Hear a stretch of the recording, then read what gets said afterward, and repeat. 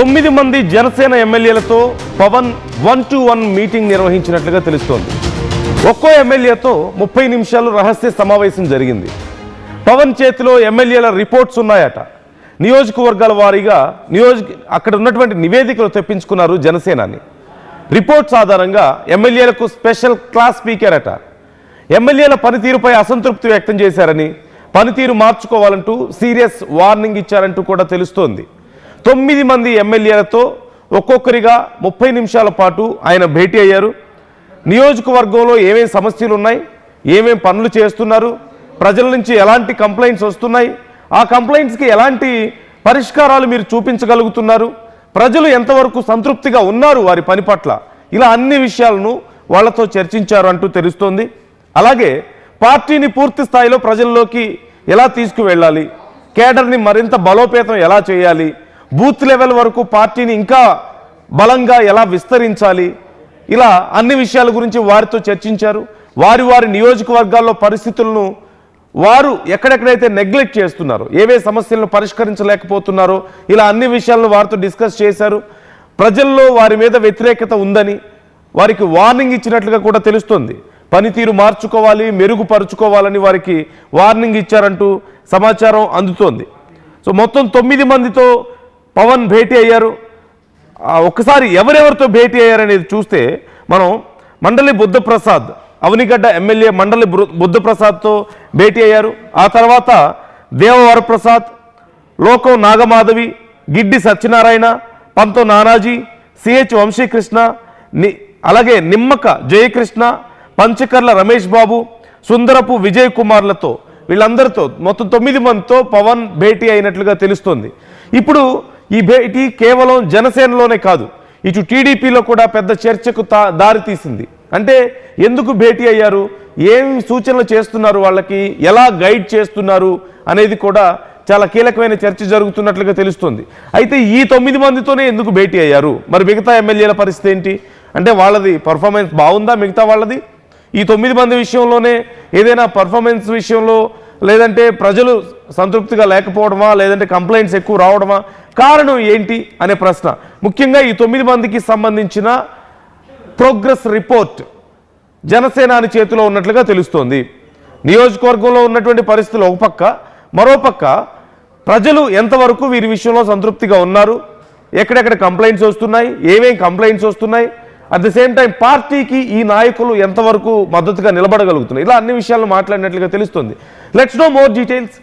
ఇప్పుడు ఈ పర్టికులర్గా ఈ 9 మందితోనే ఇంకా ఏమేమి మాట్లాడారు, ఫర్దర్గా ఇప్పుడు ఈ భేటీ తర్వాత ఏం జరగబోతుంది, ఏం కార్యాచరణ ఉండబోతుంది, వీళ్ళకి ఏం సూచనలు చేశారు, ఇలా అన్ని డీటెయిల్స్ తెలుసుకుందాం. జనసేనలో అసలు ఎలాంటి చర్చ జరుగుతుంది దీనికి సంబంధించి, ఇప్పుడు అసలు ఈ భేటీలు ఎందుకు నిర్వహిస్తున్నారు అనేది కూడా తెలుసుకుందాం.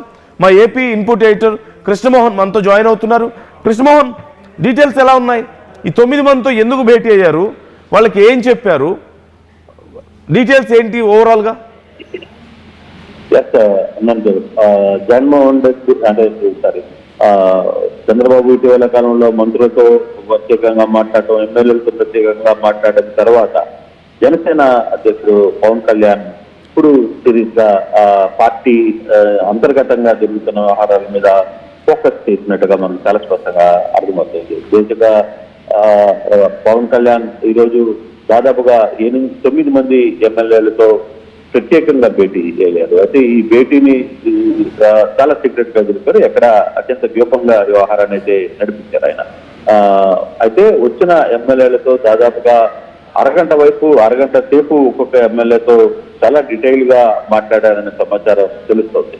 బేసిక్ గా కొంతమంది ఎమ్మెల్యేల వ్యవహార శైలి, ఇప్పటికే జనసేనలో 21 మంది ఎమ్మెల్యేలు ఉంటే 9 మంది ఎమ్మెల్యేలకు సంబంధించిన వ్యవహారంలో కొన్ని ఇష్యూస్ కనపడుతున్నాయి, లేదు కొంత ఇష్యూ నడుస్తుందనే వాళ్ళందరినీ కూడా పిలిపించినట్టుగా ఉంది. ఫస్ట్ భేటీలో కొంత ఎక్కడైతే ఇబ్బందులు ఉన్నాయి, ఎక్కడెక్కడ ఇబ్బందులు జరుగుతున్నాయి అనే అంశం మీద తనకి అందుతున్న రిపోర్టును బేరీజ్ చేసుకుని ఎమ్మెల్యేలతో మాట్లాడే ప్రయత్నం చాలా గట్టిగా చేశారు. ఆయన చాలా క్లియర్ గా కూడా క్లాస్ అయితే స్పీకర్ అనేది పూర్తిగా తెలుస్తున్న పరిస్థితి. అయితే ఎక్కడ ఎంతమంది ఎమ్మెల్యేలు మిగతా వాళ్ళ సంగతి ఏంటి, ఈ 9 మంది అయినా మిగతా వాళ్ళ సంగతి ఏంటి అని ఒక డౌట్ రావచ్చు. బట్ మిగతా వాళ్ళతో కూడా మాట్లాడే ప్రయత్నం చేస్తున్నారు. ఒక దశలో అంటే మొదటి దశలో 9 మంది ఎమ్మెల్యేలతో మాట్లాడాలని డిసైడ్ అయ్యారు. ఆ దిశగానే ఆయన 9 మంది ఎమ్మెల్యేలతో మాట్లాడే ప్రయత్నం అయితే చేశారు. దాని తర్వాత ఫర్దర్ గా ఏం జరగబోతుంది అనేది కూడా కొంత చూస్తుంది. అయితే మాట్లాడిన తర్వాత ఎవరు ఎమ్మెల్యేలు కూడా బయటకు వచ్చి ఏది మాట్లాడలేదు. అక్కడి నుంచి వాళ్ళు వెళ్ళిపోయారు, పార్టీ ఆఫీసు నుంచి, కార్యాలయంలో నుంచి వెళ్ళిపోయిన పరిస్థితి. కానీ వచ్చిన వాళ్ళందరితో కూడా కొంత గట్టిగా జరుగుతున్న ఆహారాలు, అభివృద్ధి, ప్రధానంగా నియోజకవర్గాల్లో జరుగుతున్న ఇష్యూస్ కావచ్చు, లేదు కొంత పార్టీలో కూటమి నేతల మధ్య జరుగుతున్న కొన్ని ఇష్యూస్ కావచ్చు, వీటన్నిటి మీద కూడా ఆయన ఫోకస్ చెప్పారు. అట్ ద సేమ్ టైం ఎమ్మెల్యేలకు కూడా ఒక రకంగా ఒక వార్నింగ్ లాంటిది ఇచ్చారనేది తెలుస్తోంది. అయితే మిగతా వాళ్ళ పరిస్థితి ఇప్పుడే జరుగుతుందా లేదు ఫర్దర్ గా జరుగుతుందా అనేది చూడాలి. బట్ కొంత టైం తీసుకునే పరిస్థితి అయితే కనపడుతుంది చాలా స్పష్టంగా. బహుశా మోస్ట్లీ కొంత ఈ వ్యవహారం మీద పవన్ కళ్యాణ్ చాలా సీరియస్ గానే వ్యవహరిస్తున్నారు. ఎందుకంటే 21 మంది ఎమ్మెల్యేల పనితీరు మీద, మంత్రులుగా ఉన్న కొంతమంది పనితీరు ఆయన హ్యాపీగా ఉన్నారు, కానీ మిగతా వాళ్ళ ఎమ్మెల్యేల దాని మీద కొంత ఇష్టంగానే ఉన్నారు. కొంత పొరపాట్లు జరుగుతున్నాయనే ఒక నిర్ధారానికి ఆయన వచ్చారనేది తెలుస్తుంది. దాన్ని ఇప్పుడే కంట్రోల్ చేయకపోతే రాబోయే రోజుల్లో చాలా గట్టిగా పార్టీకి కావచ్చు, లేకపోతే తన డ్యామేజ్ కి తనకు డ్యామేజ్ అయ్యాయి. ఎందుకంటే పవన్ కళ్యాణ్ ఇటీవల చేస్తున్న ఆయన తన పంచాయతీ శాఖలో చేసిన ఎంప్లాయీస్ సంబంధించి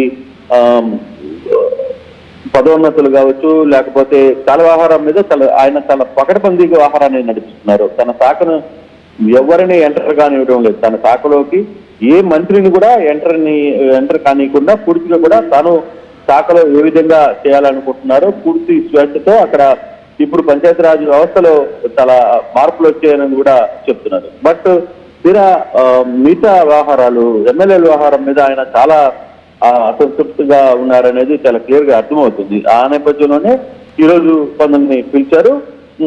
మళ్ళీ బహుశా మిగతా వాళ్ళ సంగతి ఏంటి, మిగతా వాళ్ళంతా పర్ఫెక్ట్ గా ఉన్నారా అంటే కాదు, మిగతా వాళ్ళని కూడా ఆయన పిలవబోతున్నారు. అదే ఏ రోజు ఇప్పుడు అనేది తెలియాల్సిన పరిస్థితి అయితే ఉంది నందు. Right. Thank you Krishnamohan, thanks for the details. ఇప్పుడు 9 మందితో భేటీ అయ్యారు, మిగతా వాళ్ళతో కూడా భేటీ అయ్యే అవకాశాలు కనిపిస్తున్నాయి. అయితే ఈ 9 మంది ప్రోగ్రెస్ రిపోర్ట్స్ పట్టుకొని నియోజకవర్గంలో ఉన్నటువంటి సమస్యలు ఎంతవరకు పరిష్కరించగలిగారు, ఇంకా ఏమేం చేయాల్సిన అవసరం ఉంది, పార్టీ తరపు నుంచి, ప్రభుత్వం నుంచి వాళ్ళకి ఎలాంటి మద్దతు అవసరం ఉంది అనే విషయాలను అడిగి తెలుసుకున్నారు. అట్ ది సేమ్ టైం వాళ్ళ మీద ఉన్నటువంటి కంప్లైంట్స్, ప్రజలు వాళ్ళ విషయంలో అసంతృప్తిగా ఉంటే వాటిని వెంటనే ఆ విషయాల్లో వెంటనే ప్రజలతో కలవాలి, వాళ్ళ సమస్యలను తెలుసుకొని వీలైనంత త్వరగా అది మళ్ళీ పాజిటివ్గా టర్న్ చేసుకోవాలి అంటూ కూడా వారికి సజెషన్ ఇచ్చినట్లుగా తెలుస్తోంది. ఇంకా చాలా అంశాల గురించి మాట్లాడారంటూ తెలుస్తోంది. అయితే మిగతా వారితో కూడా భేటీ అయ్యే అవకాశాలు కనిపిస్తున్నాయి. 1 by 1 అందరికీ సంబంధించినటువంటి ఈ ప్రోగ్రెస్ రిపోర్ట్స్ని తెప్పించుకుంటున్నారు. వాళ్ళు ఇప్పటి వరకు ఏమేం పనులు చేశారు, ఇలా పార్టీకి సంబంధించి కూడా ఎంతవరకు పార్టీకి వాళ్ళు ప్లస్ అవుతున్నారు లేదంటే మైనస్ అవుతున్నారు, పార్టీని ఎలా ఎక్స్పెండ్ చేయాల్సిన అవసరం ఉంది, ఆయా నియోజకవర్గాల్లో మరింత బలంగా బూత్ స్థాయి వరకు ఎలా వెళ్ళాలి, ఇలా అన్ని కోణాల్లోనూ ఇప్పుడు మాట్లాడినట్లుగా తెలుస్తోంది ఆ ఎమ్మెల్యేలతో. నెక్స్ట్ ఇంకా ఎవరెవరు రాబోతున్నారు అనేది ఇప్పుడు చాలా కీలకంగా మారింది. మొత్తం ఇప్పుడు 9 మందితో భేటీ అయ్యారు. ఇప్పుడు మిగతా వారికి చాలా మందికి భయం పట్టుకుంది, ఏం మాట్లాడతారో ఏం చెప్తారో అని చెప్పేసి చాలామంది ఆలోచిస్తున్నట్లుగా తెలుస్తోంది.